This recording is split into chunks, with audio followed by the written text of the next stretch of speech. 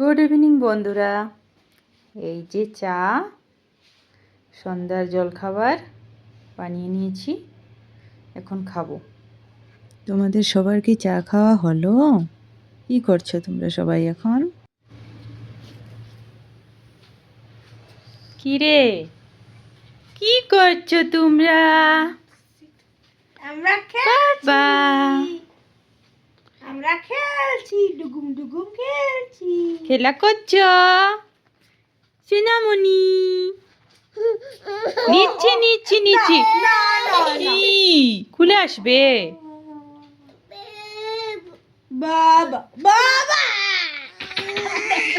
পাইকে ব্যথা দিয়ে দিচ্ছে। মারি দিছে। ও হ্যালো বন্ধুরা, এই যে এখানে লাই পাতা কেটে নিয়েছি, আর এটা দিয়ে রাত্রে শীতল দিয়ে একটা ঝোল বানাবো। আর এখানে কাঁচা কলা আছে, কাঁচা কলার কোপ্তা বানাবো, আর গাজর আর আলুটা সিদ্ধ দেবো ছোট ছেলের জন্য। এই যে স্যালাড কেটে নিয়েছিলাম, আর এই যে একটু মটরশুঁটি, পেঁয়াজ রসুন ওইগুলো। চলো রান্নাটা শুরু করি। আজকে ছেলেকে নিয়েই রান্না করতে হলো, কারণ ওর পাপা এখনো আসেনি। অফিস থেকে আসতে অনেকটা লেট হয়ে গেছিল, তো আমি ওকে নিয়েই রান্না করছিলাম পুরোটা। দেখো, ও কিন্তু কিচ্ছু ধরবে না, কিচ্ছু ধরবে না। ও চুপচাপ বসে থাকবে আর দেখবে শুধু কি হচ্ছে ওইগুলো।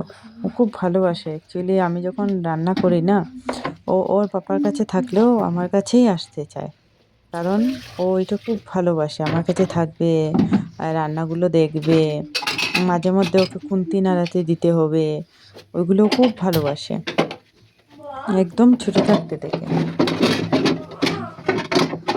আর এই যে আমাদের তো এইরকমই না, হাউসওয়াইফদের সব নিজেরাই করতে হয়। নিয়ে ওই কাঁচা কলাটা ফার্স্টে কুকারে এক সিটি লাগিয়ে নেব, ওই জন্য রেডি করছি।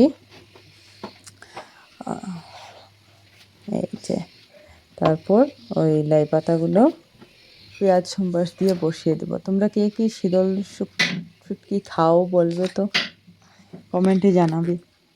আমরা তো খুব ভালোবাসি। অ্যাকচুয়ালি আমার থেকে বেশি আমার বর ভালোবাসে। ওই যে ওইটা দিয়ে একটু পাতলা ঝোল হবে না, লাই পাতা দিয়ে শীতল দিয়ে, বাস হয়ে গেছে। ওর জন্য এটা মানে কাফি, আর কিছুই লাগে না। যে ওকে নিয়ে কারণ হয়ে যাচ্ছে, একটু বাইরে হাঁটছি তারপর আসছি। আসলে সবজিগুলো কেটে রেখেছিলাম তো আগে, তাই এত অসুবিধা হচ্ছে না,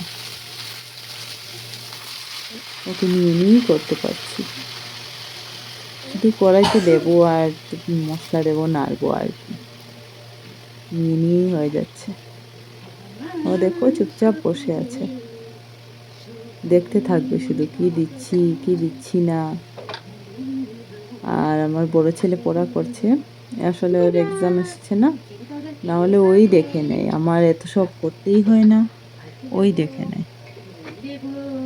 আসলে ওর এক্সামের জন্য ওকে একটু পড়তে বললাম, তুমি চুপচাপ পড়ো, আমি দেখে নিচ্ছি। বিছানায় রাখলেও বসবে না, তখন ও আমার কাছেই থাকবে। এখন ওর পাপা থাকলে নিয়ে হাঁটতো, তো একটু থেকে যেত। এই শীতল ঝোলের জন্য ওই রসুনগুলো থেতো করছিলাম অল্প। ওই বড় বাসনটা নিয়েছি ওই জন্য, যাতে ছিটকে ছিটকে সব দিকে চলে না যায়, ওই জন্য একটু বড় বাসন নিয়েছি, যাতে হয়ে যায় তাড়াতাড়ি। এই দেখো রান্না করতে করতে বাইরে এসেছিলাম, চারটা দেখে তোমাকে না দেখালে তোমাদের পারলাম না। এই দেখো কত সুন্দর লাগছে, এখন আর বৃষ্টি হচ্ছে না, কত সুন্দর লাগছে। দিনের বেলা যত বৃষ্টি দেয়, রাতের বেলা তাও অল্প কম করে কম হয়ে যায়।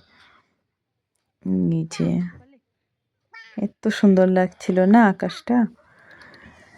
তো আস্তে আস্তে আমাদের একটা বিল্লু সোনার সাথে দেখা হয়ে গেল। ওকে আমার ছেলে, আমরা সবাই বিল্লু বলে ডাকি। না, ও আমাদের ঘরে থাকে না, পাশের ঘরে থাকে। একটু বসেছিল বাইরে, তাই দেখিয়ে নিলাম তোমাদের। আবার এসে গেছি। এই ঝোলটা হয়ে যাচ্ছে। এখন রসুনগুলো দিয়ে আর অল্প জল দিয়ে ঢেকে দেব। হয়েই গেছে প্রায়, আরও 5 মিনিট হয়ে গেলে হয়ে যাবে, নামিয়ে নেব। আর কাঁচা কলাটা ওইদিকে সেদ্ধ হয়ে গেছে, ওইটা নামিয়ে অপর দিকে ভাত বসিয়েছি। গাজর আর আলু ভাতে দিয়েছি, যাতে হয়ে গেলে ছেলেকে খাওয়াতে পারি। এই তো এইরকম করতে করতেই হয়ে যায়। সমস্ত দিন তো যায়। ও না কয়েকদিন থেকে একদম ঘুমাচ্ছে না দিনের বেলা। সন্ধ্যার সময় ধরো 8 ঘন্টা ঘুমায়, আর না, আর রাতের দিকে। দিনের বেলা একদম ঘুমায় না, না ঘুমালে হয় বলো তো? এই যে নিয়েই কমপ্লিট করে নিলাম। এই দেখতে পাচ্ছ, এই যে ধোঁয়া উঠছে, পুরো গরম। এই লাই পাতা তরকারিটা শীতল দিয়ে যে ঝোল করেছিলাম, ওইদিকে ছেলের ভাতটা বেড়ে নিয়েছি। কাঁচা কলা বড়াগুলো রেখেছিলাম 2-3টা, এমনি ওকে দিলাম। একটা ডিম সিদ্ধ দিলাম, ওইখানে স্যালাড আছে, আর ওইদিকে মোরলা মাছ ছিল। ঠিক আছে, তাহলে আজকের জন্য এখানেই রাখছি। কালকে আবার নতুন দিনে নতুনভাবে তোমাদের সাথে দেখা হবে। Bye bye. Tata, bye bye, good night.